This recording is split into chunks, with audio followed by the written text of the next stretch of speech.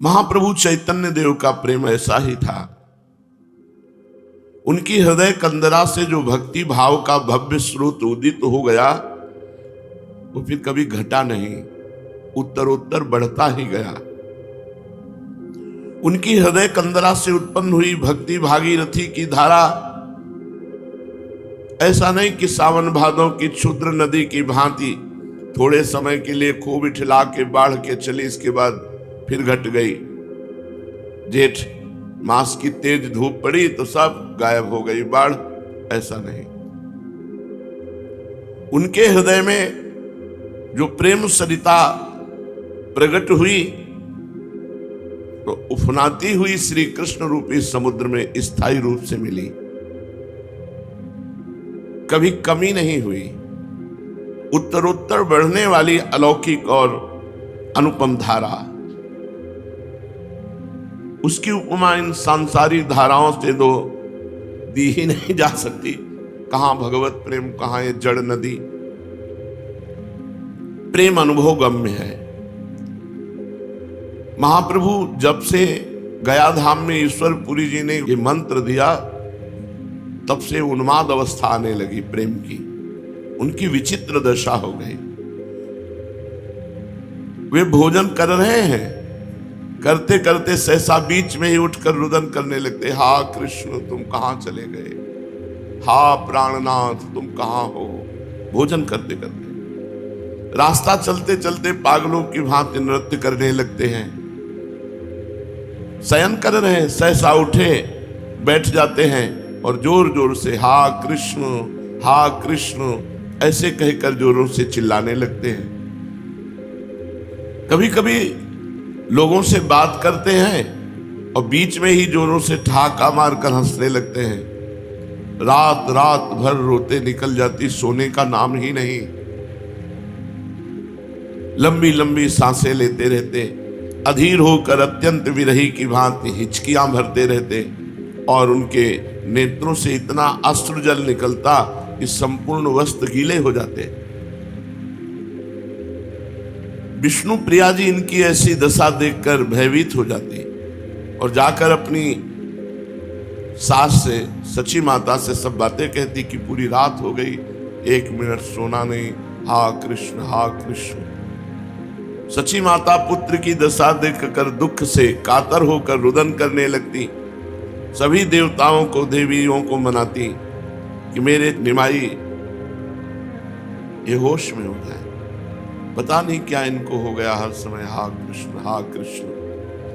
वे करुणा भाव से अधीर होकर भगवान के चरणों में प्रार्थना करती कि प्रभु आप जानते हो इस दीनहीन कंगालिनी विधवा के एकमात्र पुत्र के ऊपर एक कौन सा भाव आ गया है, यही हमारा सहारा है। अगर ये भी ऐसे रहेंगे तो क्या हमारा जीवन। कृपा करो प्रभु, दया करो। मैं कभी धन नहीं चाहती, भोग नहीं चाहती, सुंदर वस्त्राभूषण, सुस्वादु भोजन की इच्छा नहीं, बस मेरे प्यारे निमाई का जीवन अच्छा रहे, मेरी आंखों का तारा ये निमाई स्वच्छ और निरोग बना रहे, यही मेरी प्रार्थना है। माता बार बार निमाई के मुख की ओर देखती और उनकी ऐसी दयनीय दशा देखकर अत्यंत ही दुखी होती। अब महाप्रभु जो भी काम करना चाहते उसे पूरा नहीं कर पाते। काम करते करते उन्हें अपने प्राण प्यारे श्री कृष्ण की याद आ जाती और उन्हीं के वियोग में चिल्लाने लगते, हा कृष्ण हा प्राणनाथ, और बेहोश हो जाते। ठीक ठीक कोई कार्य न कर पाना, भोजन भी नहीं कर पाते, स्नान संध्या पूजा ये सब बंद हो गए। कृष्णाकार वृत्ति, मुख से निरंतर श्री कृष्ण के मधुर नामों का ही अपने आप उच्चारण होता रहता है। किसी की बात का उत्तर भी देते हैं तो उसमें भगवान की अलौकिक लीलाओं का वर्णन करते हुए, किसी से बातें करते हैं तो केवल श्री कृष्ण के ही संबंध की, अर्थात वे श्री कृष्ण के सिवा कुछ जानते ही नहीं। श्री कृष्ण ही उनके प्राण हैं, श्री कृष्ण ही उनके धन है, श्री कृष्ण ही उनके सर्वस्व हैं। उनके लिए संसार में अब श्री कृष्ण के अतिरिक्त और कुछ है ही नहीं। महाप्रभु के जो विद्यार्थी जन थे, जब सुना कि गुरुजी गया धाम की यात्रा करके लौट आए, तो एक एक करके महाप्रभु के घर आने लगे, पाठशाला में चलकर पढ़ाने की प्रार्थना करने लगे। सबके बहुत आग्रह करने पर प्रभु पाठशाला में पढ़ाने के निमित्त गए, किंतु पढ़ावें क्या, मानो सब शास्त्र एकदम भूल गए हो, बस कृष्ण नाम ही याद रह गया हो। पाठशाला में गए तो श्री कृष्ण नाम कीर्तन शुरू कर दिया। विद्यार्थी सोचते शायद मंगल श्री कृष्ण नाम से कर रहे हो, इसके बाद मंगलाचरण के बाद पढ़ाएं, बस यही पढ़ाई रह गई। कृष्ण कृष्ण कृष्ण कृष्ण कृष्ण कृष्ण कृष्ण है। उन्मत्त होकर कभी नृत्य करते, कभी गान करते, कभी रुदन करते। श्री कृष्ण का नाम ही एकमात्र सार है भैया, पढ़ने लिखने में कुछ नहीं रखा। महाप्रभु कहने लगते, कीर्तन हुआ, कहने लगे भैया इन शास्त्रों के पढ़ने लिखने में कुछ नहीं रखा, श्री कृष्ण का ही नाम एकमात्र सार है, मधुराति मधुर है, उसी का पान करो। इन लौकिक शास्त्रों से क्या अभीष्ट सिद्ध होगा?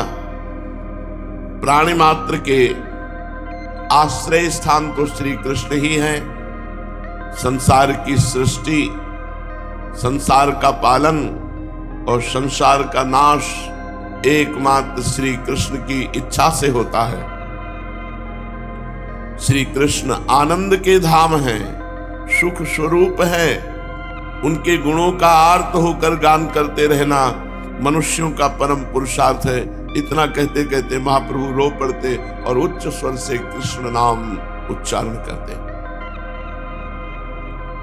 इन बातों को श्रवण करके कुछ विद्यार्थी तो आनंद सागर में निमग्न हो गए। वे तो बाह्य ज्ञान शून्य होकर परमानंद का अनुभव न करने लगे, और कुछ जो किताबी ज्ञान रखने वाले थे, भट्टाचार्य और शास्त्री बनना चाहते थे, जिनके जीवन का एकमात्र चरम लक्ष्य था विद्वान बनना, समाज प्रिय बनना, वे कहने लगे गुरुजी आप ये क्या बातें कर रहे हैं, आप वो पढ़ाइए जो पहले पढ़ाते थे, हमें इन बातों से क्या प्रयोजन, हमें तो हमारा पाठ्य पुस्तक का पाठ पढ़ाइए। हम यहाँ पाठशाला में भक्ति तत्व की शिक्षा लेने के लिए नहीं आए हैं, हमें तो व्याकरण, अलंकार, न्याय आदि पुस्तकों के पाठकों को पढ़ाइए। जो पुस्तकों के पाठ है, हम पाठक हैं, हमें वो पढ़ाइए। विद्यार्थियों की ऐसी बातें सुनकर महाप्रभु ने कहा भाई आज हमारा स्वास्थ्य ठीक नहीं है, आप लोग अपना अपना पाठ बंद कर दीजिए, पुस्तकों को बांध कर रख दीजिए, आज चलो हमारे साथ गंगा स्नान करने, कल पाठ करवाएंगे। इतना सुनते ही सब विद्यार्थी अपनी अपनी पुस्तकें बांध दी और प्रभु के साथ गंगा स्नान के निमित्त चल दिए। गंगा जी पर पहुंचकर बहुत देर तक जल विहार होता रहा। रात्रि हो जाने पर प्रभु लौटकर घर आए और विद्यार्थी अपने अपने स्थानों को चले गए। दूसरे दिन महाप्रभु फिर पाठशाला में पहुंचे। जब प्रभु गुरु आसन पर आसीन हो गए तो विद्यार्थियों ने अपनी अपनी पुस्तकों में से प्रश्न पूछना आरंभ किया। कोई विद्यार्थी पूछता सिद्ध वर्णों सामान्याय बताइए। महाप्रभु बोले नारायण श्री कृष्ण ही सब वर्णों में सिद्ध वर्ण है। कोई पूछता वर्णों की सिद्धि किस प्रकार से होती है? महाप्रभु उत्तर देते श्री कृष्ण की दृष्टि मात्र से ही सब वर्ण सिद्ध हो जाते हैं। भगवदाकार उत्तर, केवल भगवदाकार। ऐसा उत्तर सुनकर कोई कोई विद्यार्थी कहता कि ये भक्ति भाव की बातें छोड़िए, जो ठीक बात शास्त्र में लिखी वो बताइए।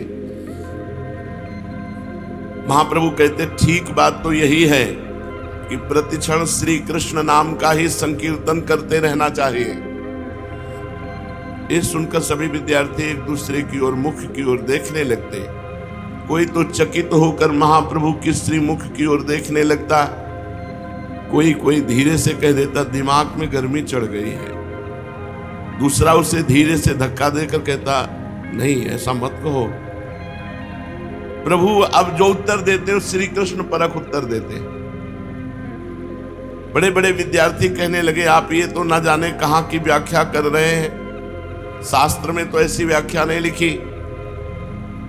महाप्रभु उत्तर देते मैं शास्त्रों का सार बता रहा हूं, किसी भी पंडित से जाकर पूछा हो वह सर्व शास्त्रों का सार श्री कृष्ण के चरण कमल की प्राप्ति ही बताएगा। विद्यार्थी बेचारे इनकी अलौकिक बातों का उत्तर दे ही क्या सकते थे। सब अपनी अपनी पुस्तकें बांधकर अपने अपने स्थान के लिए चले गए। कुछ समझदार और बड़े छात्र पंडित गंगादास जी की सेवा में पहुंचे। वे प्रणाम करके उनके समीप बैठ गए। कुशल प्रश्न के अनंतर आचार्य गंगादास ने उनके आने का कारण पूछा। दुखी होकर उन लोगों ने कहा महाराज जी हम क्या बतावें, हमारे गुरुजी जब से गया से लौट के आए हैं उनकी विचित्र दशा हो गई है। वे कभी हंसते हैं कभी रोते हैं। पाठशाला में आते हैं तो पाठ पढ़ाने के लिए, किंतु पाठ न पढ़ाकर भक्ति तत्व का उपदेश देने लगते हैं। हम लोग व्याकरण न्याय अलंकार तथा साहित्य आदि किसी भी शास्त्र का प्रश्न करते हैं तो वे उसका कृष्ण परक उत्तर देते हैं। उनसे जो भी प्रश्न किया जाए उसी का उत्तर ऐसा देते हैं जो पाठ्य पुस्तक के एकदम विरुद्ध है। और पता नहीं क्या हो गया, कभी कभी पढ़ाते पढ़ाते रोने लगते हैं और कभी जोर से हा कृष्ण प्यारे, हा प्यारे, हा प्राण वल्लभ, पाहिमाम राधा वल्लभ, रक्षा करो, ऐसा पुकारने लगते हैं। अब आप ही बताइए इस प्रकार हमारी पढ़ाई कैसे होगी। हम लोग घर बार छोड़कर केवल विद्या अध्ययन के निमित्त यहाँ पढ़े हैं। यहाँ पर हमारी पढ़ाई लिखाई कुछ होती नहीं, उल्टे पढ़े लिखे को भूल जाते हैं। तो वो आपके हैं शिष्य, आप बुलाकर निमाई को समझा दीजिए, निमाई पंडित को, कि वो हमारा पाठ्यक्रम हमको पढ़ावें। पंडित गंगादास जी वैसे तो बड़े भारी नामी विद्वान थे, किंतु उनकी विद्या पुस्तकी ही विद्या थी। भक्ति भाव से एकदम कोरे थे। ईश्वर के प्रति उनका उदासीन भाव था। यदि ईश्वर होगा भी तो हुआ करे, हमें उससे क्या काम। समय पर भोजन कर लिया, विद्यार्थियों को पाठ पढ़ा दिया, बस यही हमारे जीवन का व्यापार है। कुछ इसी प्रकार के उनके विचार थे। महाप्रभु के भक्त हो जाने की बात सुनकर वो ठहाका मारकर हंसने लगे। विद्यार्थियों से कहने लगे हाँ सुना तो है मैंने भी कि निमाई अब भक्त बन गए हैं। पंडित होकर उन पर यह क्या भूत सवार हो गया है। ब्राह्मण पंडित को तो निरंतर शास्त्रों के अध्ययन अध्यापन में ही लगे रहना चाहिए। खैर अब तुम लोग अपने अपने स्थानों को जाओ, कल उसे मेरे पास भेज देना, मैं उन्हें समझा दूंगा। मेरी बात को वो कभी नहीं टालते। इतना सुनकर विद्यार्थी अपने अपने स्थानों पर चले गए। दूसरे दिन प्रभु से विद्यार्थियों ने कहा आचार्य गंगादास जी ने आपको अपने यहाँ बुलाया है, आगे आपकी इच्छा है, आज जाइए या फिर किसी दिन हो आइए। आचार्य गंगादास जी का बुलावा सुनकर प्रभु उसी समय 2-4 विद्यार्थियों को साथ लेकर उनके स्थान पर पहुंचे। वहां जाकर प्रभु ने अपने विद्या गुरु के चरणों की वंदना की।